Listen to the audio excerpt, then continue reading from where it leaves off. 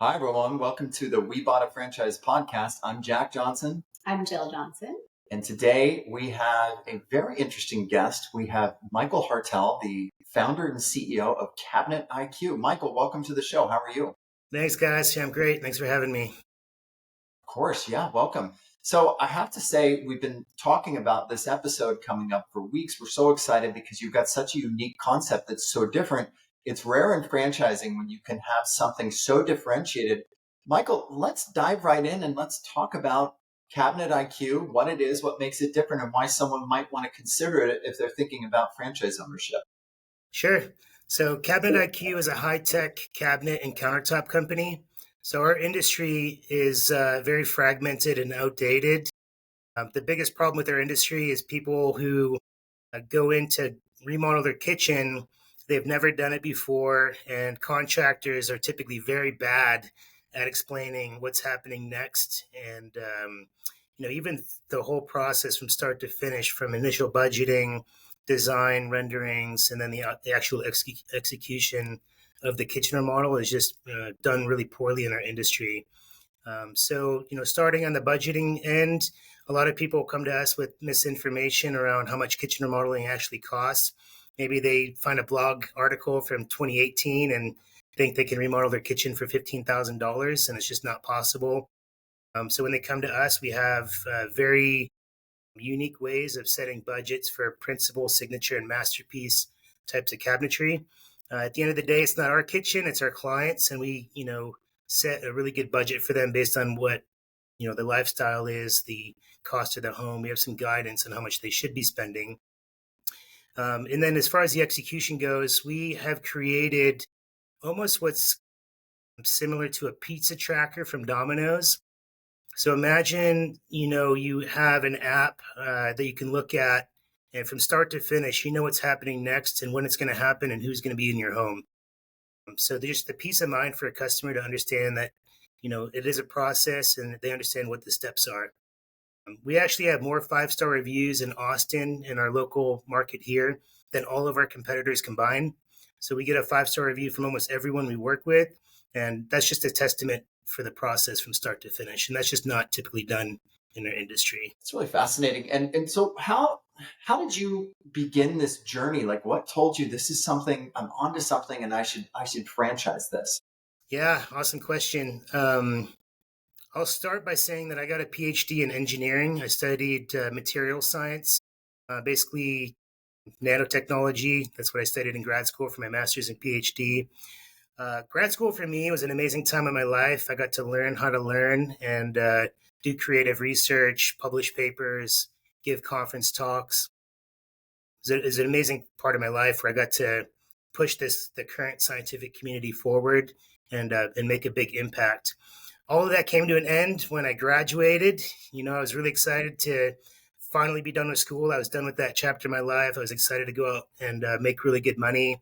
I got hired by one of the top companies in the nation, the Intel Corporation. So I ran a division of their research and development at their headquarters in Portland, Oregon. It all sounds great working on nanotechnology, working at a great company. But about 2 years in, I just felt so unfulfilled. And I was just sitting at the lunch table with our coworkers, and everyone was just complaining.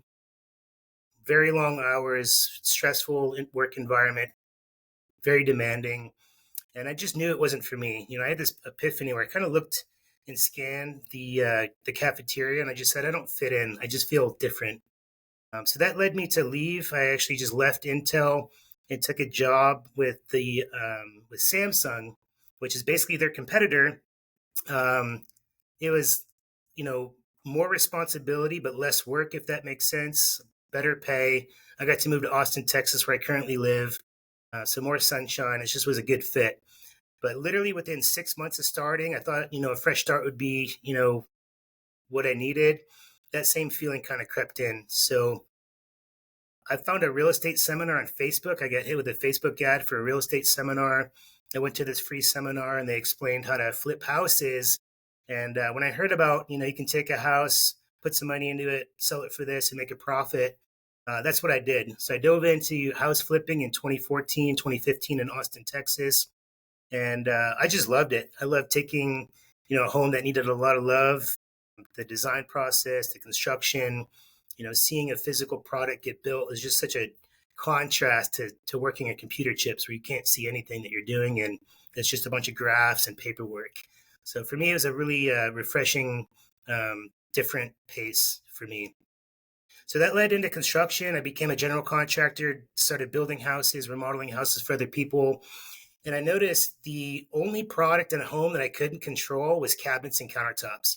It's the one thing that, you have to do it the right way and it has to be a process just like engineering.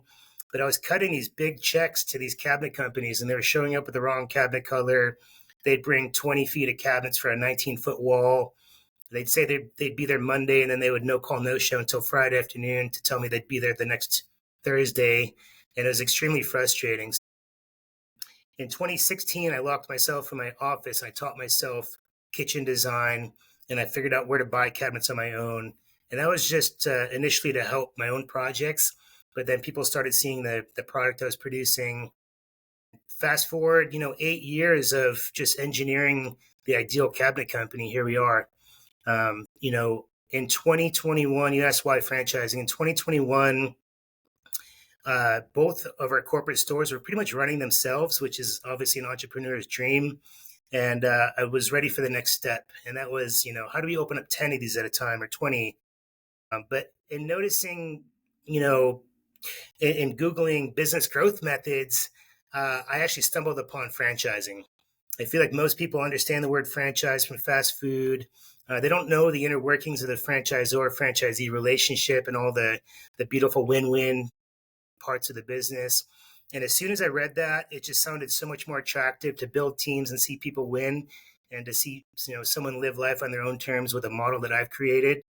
That just really stuck with me as opposed to owning 200 cabinet stores. That just didn't seem like fun. So that's why franchising. It's fun to allow someone to be an entrepreneur, to give them a playbook, to support them, and see them do well. It's been really gratifying for me. Yeah, I mean, what's better? I mean, when you get to really chart your future as an entrepreneur and have support and have something that is so different, right? Have something that sets you apart, that offers the service, and to have a real story behind it, like what you have.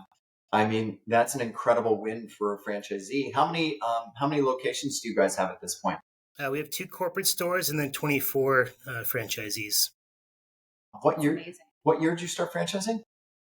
Well, uh, I did franchise development by myself with my business partner in 2023, and I just learned the industry. I have tremendous respect for franchise consultants and for people on their journey.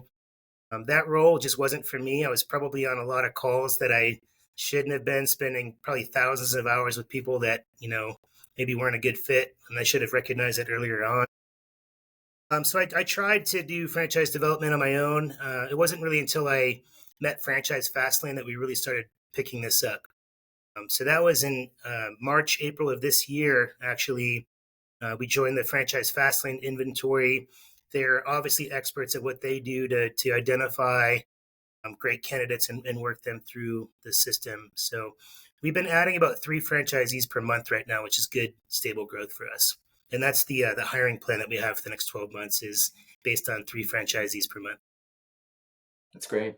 Yeah, Jill and I were just talking. Yeah, I think we own a Pink's Window Services franchise, which is actually based there in Austin.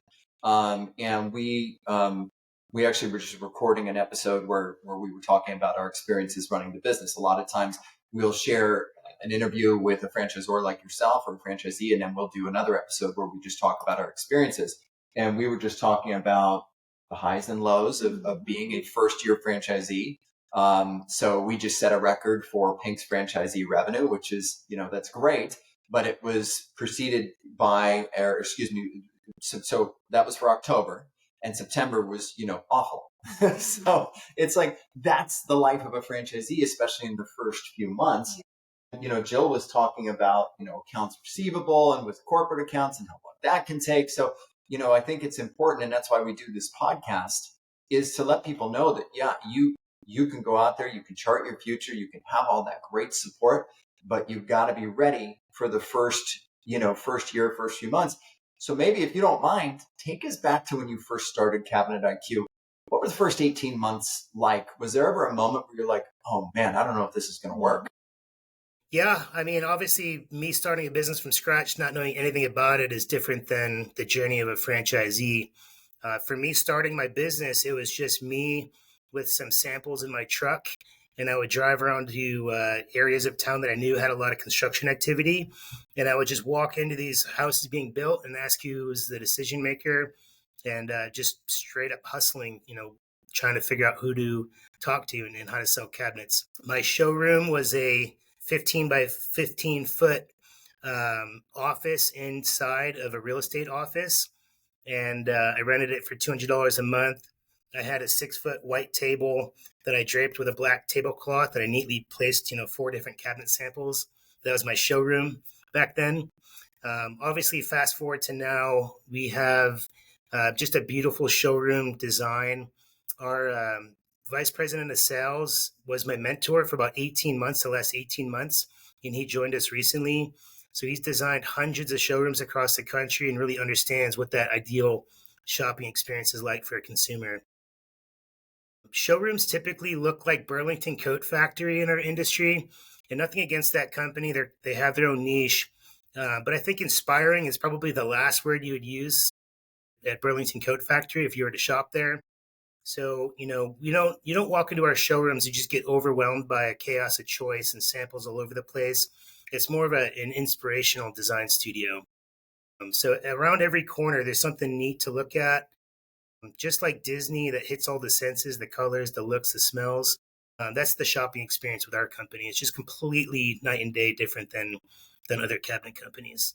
So a franchisee now, they get to walk into the ideal showroom layout from someone that built a $70 million a year kitchen and bath business in Florida, and obviously understands consumer buying behaviors and how to sell cabinets, quite frankly.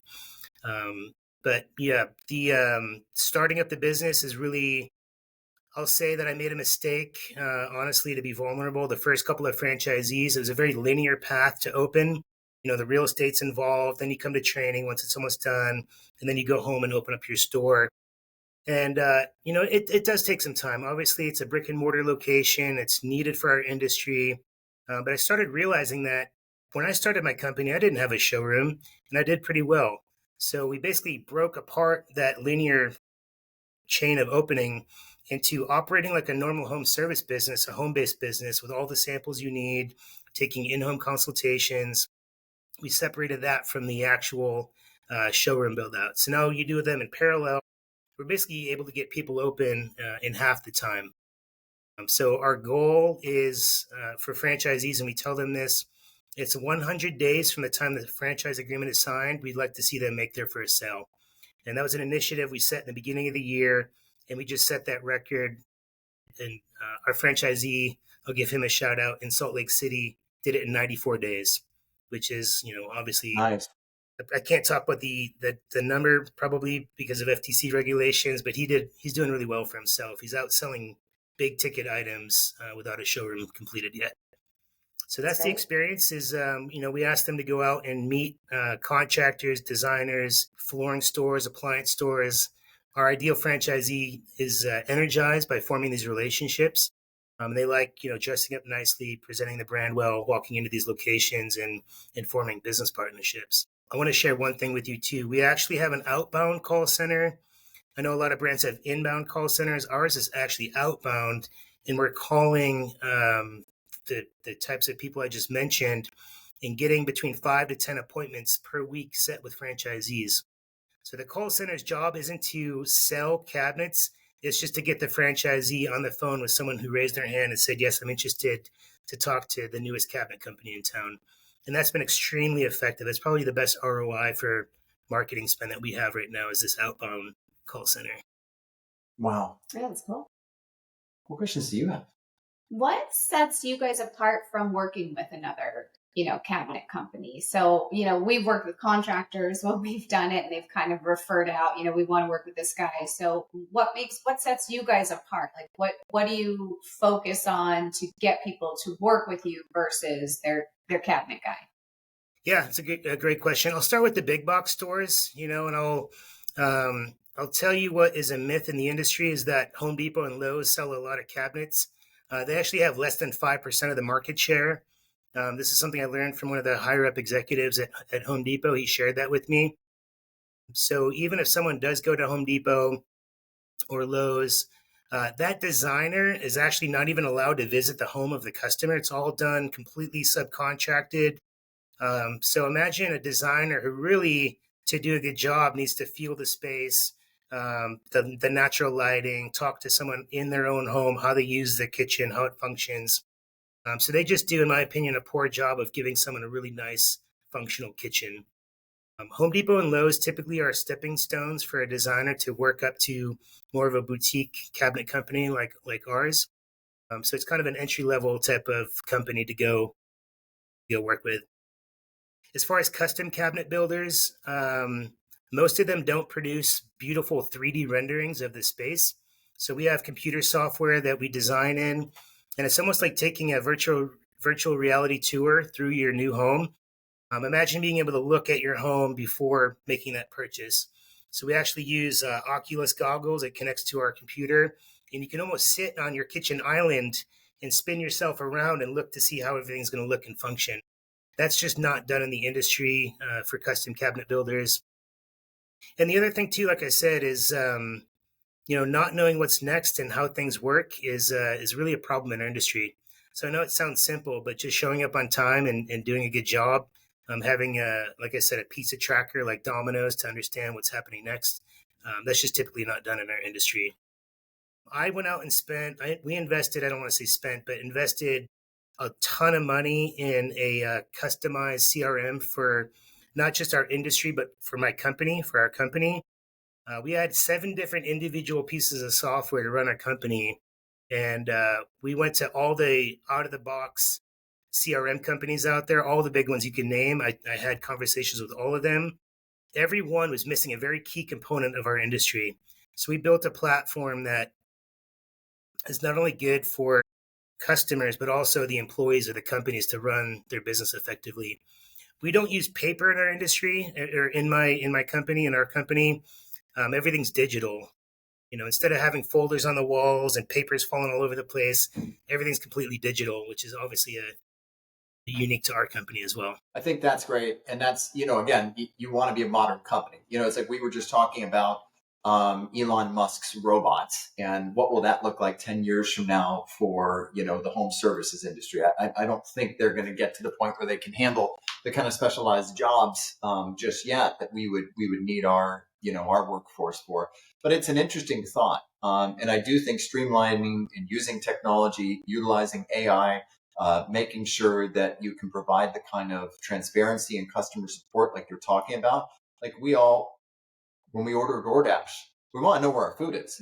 Right. I want to know how close the pizza is to our house. Well, and when we redid our master bathroom last year, and seeing the timeline, it was like, oh, it'll be done, and by Halloween, and it was definitely not done by Halloween. So, but it would be good to see that progress. And we worked with a great designer and contractor. So no, I'm not saying they did anything wrong, but it's that tracking is really important when you're waiting. When you want to know when something's done, you want to see that progress, and then it holds you guys accountable too, because the customer can see where you're at. So if there's questions, they can ask about them, or if you're supposed to be at a certain place and not. So I really like that. I think bringing in that piece of technology is actually really important. So that's very cool that you guys have that. Yeah, thanks for sharing that.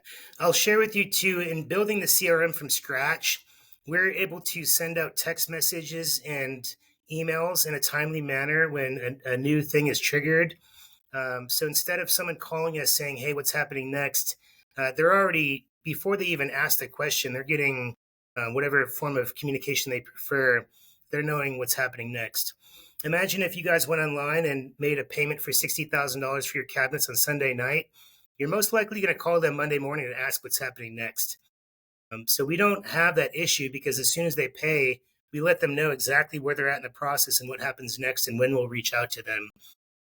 So when we launched this software last year, the amount of phone calls to our operations phone got cut by 75%. So now we're receiving 75% less calls from customers, meaning we have 75% more time to build our businesses and not field questions that should have been answered ahead of time. Very cool. So how much have you incorporated AI into your customer support? Right now, we're using it for marketing. I have a really cool tool where you can take a picture of your existing kitchen and choose from different cabinet colors and door styles, and it basically takes your space and changes the door style and the color. This is for top of funnel. This is for people who maybe aren't interested in speaking to someone yet, but they're out in the information gathering stage. So in order to use this tool, you actually need to give us your first name, last name, email address, phone number, and then zip code so it can route to the correct franchisee. We do zip code routing for our franchisees. So that's a nice top of funnel tool. This was created by two PhDs, one at Harvard and one at Yale. And I can talk, really nerdy about the AI dissociative modeling and how it's just different than everything else that's out there. Most AI, you just kind of put a filter on something else. This actually deconstructs a kitchen. It deconstructs a 3D object that is made into a 2D image, and then puts it back together with new parameters. It's super high tech. It's cutting edge right now, and that's pretty neat. We have an AI chatbot that we're training right now to answer any generic questions about our company, and that's just going to be nice for customers to be able to at any time ask a company a question and get what answer a human would write back. So that's going to be another feature as well.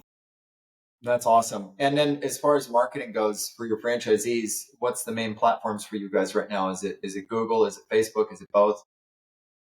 Yeah, it's really an omnipresent strategy. I hate to, I'm not going to tell you that, we get all of our leads from Facebook. We hired a CMO back in April. She came from American Apparel. And after that, she was at Francesca's, who she helped grow from 50 million to 500 million through $1 billion IPO, billion with a B.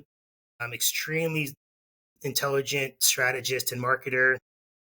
So, we've begun working with each other this last, basically in the summertime, just doing a slight brand refresh, really talking to our customers the right way, elevating the brand to the point where, it needs to be.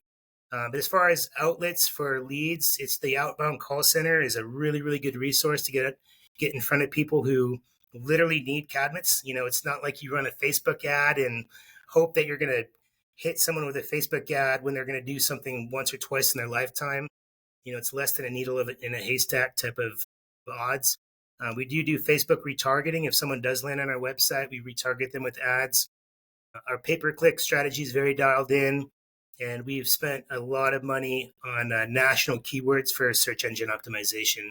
So our websites, when they launch, I'd say the majority of them are already in the top 10 for the keywords we need to be in.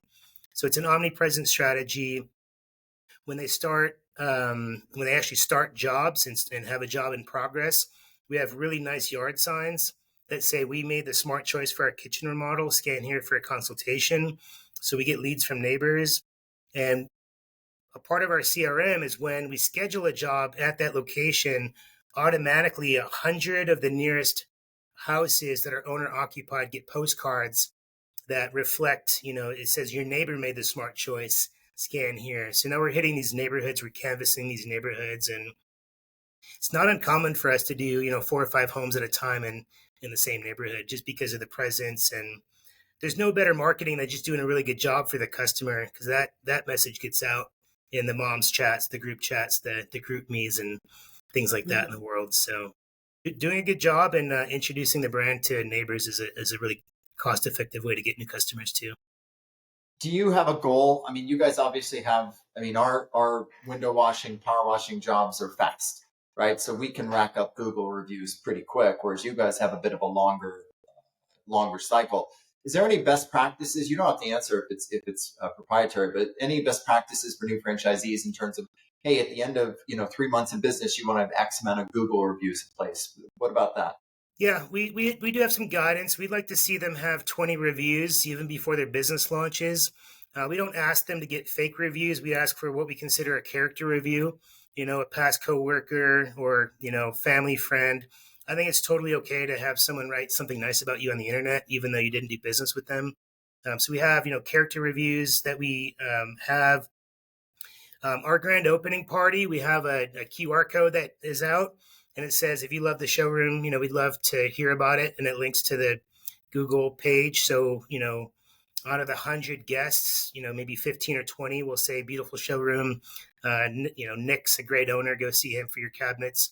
So that actually boosts you into the, 20, 30 review, um, realm. And most cabinet companies actually don't even have that many. Some may even have less than that, even though they've been in business for 30 years, 20 years. So we're already, before the business even launches, we're already kind of on par review wise.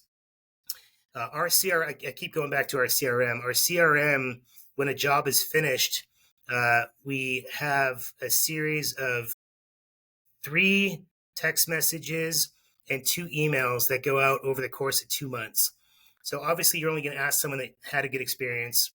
Most people, when you ask them to leave you a review, they forget. They have good intentions, but they get busy. They're not going to do it then. If they don't do it right then and there, they typically don't do it.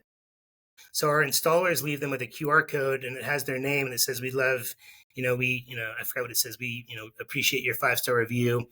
Um, it's a quick QR code scan to go to the Google review page. So that's the first part, and then it's a series of emails and text messages. The last one literally says, "I'm so happy you had a great experience. This is the last time I'm going to bug you about leaving a review. We'd really appreciate it if you can."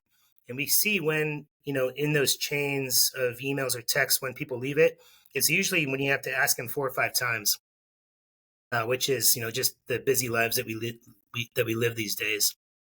So I think we're really good at, if someone says they are going to leave us a review, we ask them enough for them to leave us a review. Yeah, that's great. I mean, listen, did you name the company, by the way? Did you come up with that? Yeah, I did. You want to hear the story? It's pretty short. So the company, when I founded it, I named it Investor Depot, right? So basically, I was a house flipper, investor slash contractor.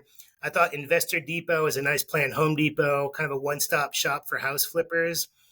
But 6 months into owning the business, I was getting phone calls to my business phone, and they're asking me if I sold cabinets. They were just confused by the name Investor Depot. Like, are you a bank? Are you like a lending company? My neighbor told me you sell cabinets, but I don't know what you do. Obviously, a marketing faux pas when you don't know what the company does. I changed it to Cabinets Plus. Batteries Plus is obviously a large company, and I said, "Hey, we do cabinets, and we also do other things too." So Cabinets Plus was as creative as I could get as an engineer back then to form the company Cabinets Plus. So we rebranded all the apparel, all the signage, all the trucks, all the website, all the things. Very expensive and time-consuming endeavor. 2 years go by, and then I decided to franchise. And our franchise attorney realized that Cabinets Plus is already registered in 27 states, and that I can't use it if I want to be a national brand.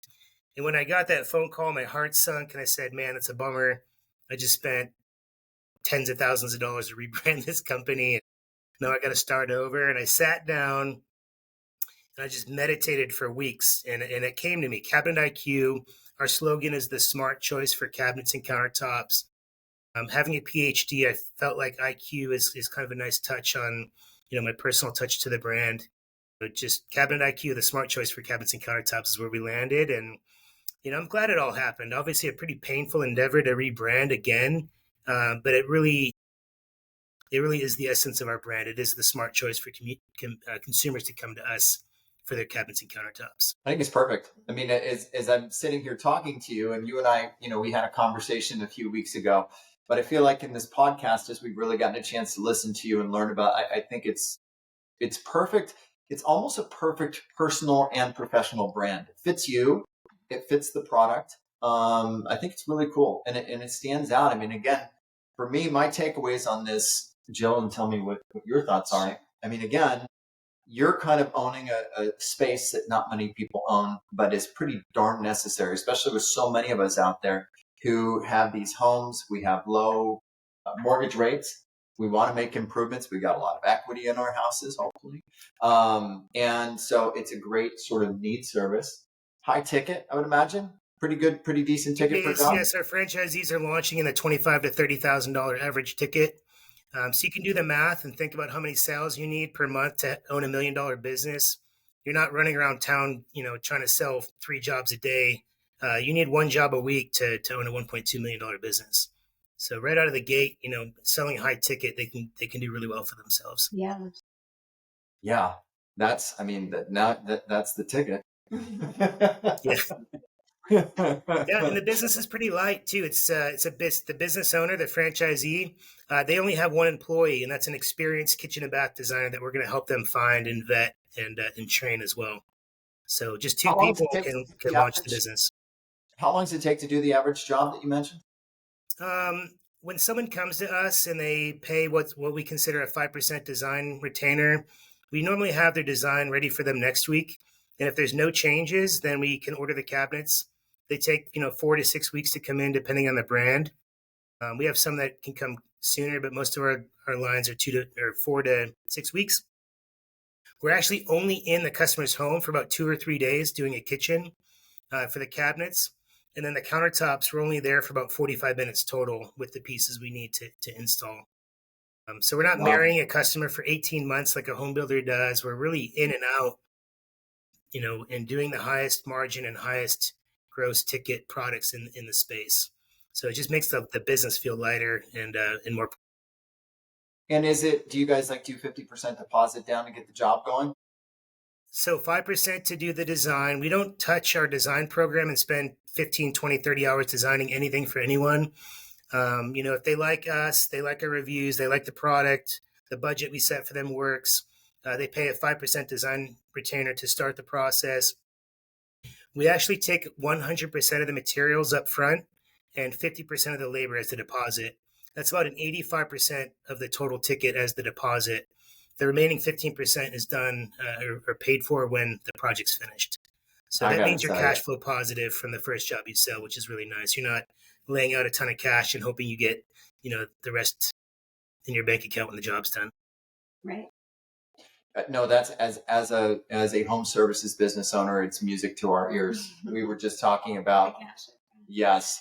I mean, when we do corporate jobs, it's great. We love having commercial business, but when you got to front, payroll for a couple weeks before you get paid, that can cause some sleepless nights. So that's very cool. I mean, listen, folks, again, big jobs, majority of the money for the job upfront, differentiated service with fragmented mom and pop competition, smart people to support you, franchise that's selling pretty quick, but the franchisor recognizes that they don't want to sell 1 million units a month. So you put somewhat of a governor on it, that's very smart. It is. Again, the best thing you can do as a franchisor, and it's hard, right? Because when 1 million people want to buy your franchise, of course you want to sell that to them, but you want to grow at a measured pace if you can. Okay. All right. So we've covered all those things that make you guys different. What about, before we close the show, tell us about what are the similarities you're seeing in your high performing franchisees? Who are they in terms of personality, in terms of what they, similarities that you've seen with them that's kind of led to the more successful franchise owners? Yeah, awesome question. I'm going to quickly go through our core values because this is who we look for. And the people that identify them, resonate with them, and follow them are definitely our high performers right now. Create a positive impact is number one. That's the number one core value in our company. I find that you make money by caring about people and solving their problems, but you're not going to make money if you don't care about people, right? So it starts with caring about someone's home, respecting them.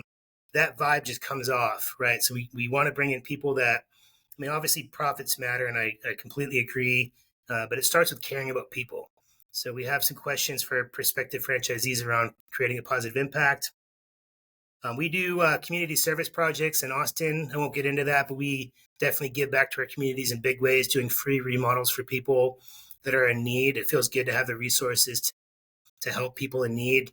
But create a positive impact, be a lifetime student, mind the details, take accountability for your actions and inactions, and do what's right. Now it's easy. So those are the 5. The last 2 are pretty self-explanatory. Mind the details. This is a type of business where you just have to follow the process. And, obviously we want people that feel good about learning and growing, being a lifetime student. So those are the 5 core values. I would say the top performers right now get energized by walking in to appliance stores and saying, hey, I'm opening up a 5-star cabinet company. I'm looking to give referrals to appliance companies that are also 5 stars. Can we sit down and chat about how we can work together? You don't go in asking for cabinet leads. If you lead with value, obviously people's ears perk up when they hear that they can grow their business by sitting down and talking to that person. Appliance stores, tile stores, plumbing and lighting fixture stores. There's a lot of peripheral industries around our business, and I tell our franchisees this during training: the more friends you make in this industry, the bigger your business will be. I could literally chart a graph of how many industry professionals you're friends with that actually like you and how much revenue you bring in. It's a linear relationship. So it goes back to the top performing franchisees. They enjoy forming those relationships and going in and meeting people. I had a franchisee just completely smash it one month, and they actually had to turn their leads off. They said, I can't fulfill all these leads right now. They actually had to turn the marketing down, which is a sales and marketing, person that's like my happy place. It felt really good. And I asked him, what are you guys doing? And she literally wrote back, just following the process. And that made me just so happy and just really validating what we're doing and letting the franchisees run a playbook. So, outgoing, some sales professional experience if possible, and someone that is dedicated to following the process and trusting, their franchisor. That's probably the top 3 for me. That's great. And I think, again, when we look at all this, it's having the ability to go out and execute. What else do you have? No, I mean, I love hearing that. I love that you guys have those core values and you're seeing success for them. I think that's really important because a lot of times people think they could come in and do it their own way or, but if they're kind of held accountable to that and then you're seeing the success, you can actually say, this is proven, just follow what we're suggesting and recommending and then you're seeing that transpire. So I love that. And it gives them some stability as well too. So it's awesome. Yeah. This has been really good. Our COO came from a continuous improvement, 6 Sigma black belt, and we're never done. Everything is being improved as we speak, and it feels really good to have that mindset of just always, understanding what the next, what does Cabinet IQ 2.0, 3.0, 4.0 look like, and pushing to get there. It's really fun to see the brand grow. So clearly, for those of you that like to work with Jill and I and get introduced to Cabinet IQ, you know the drill. Text us at 305-710-0050. But if you'd like to go view the website or anything else pertinent, where do you suggest they go? Yeah, cabinetiq.com is our corporate location. They can start there and just understand, the types of projects that we work on, a little bit about the team. But yeah, I mean, obviously, you guys will have a lot of the information that will answer the questions. So I'd suggest that they reach out to you and learn more about the brand. But if you can't help yourself from filling out the form on the Cabinet IQ website, just mention that Jack and Jill sent you. Yeah. Well, this has been fabulous, Michael. We've really enjoyed having you on the show. Michael and I have been trying to get this together now for a couple of months, so thanks for hanging with me. It's weird, Michael. When we started the podcast, I couldn't have imagined people would want to, join us, but they do. So thank you for hanging with us. And this has really been I think for those of you out there, so many times, Michael, people come to us and they say, I want something different. Mm-hmm. I want something where I don't have a lot of competition. Usually my answer is, dude, there's always a lot of competition, so you've got to be special. But I think you may have found a niche where there's not as much. But as people see you succeed, don't be surprised if there's someone else that comes in. But listen, you're kind of trailblazing this thing. So, Michael, thank you so much for joining us on the We Bought a Franchise podcast. We really appreciate it. And for all of you out there, again, if you want more information, text us 305-710-0050. And for this episode, I'm Jack. I'm Jill. And We Bought a Franchise.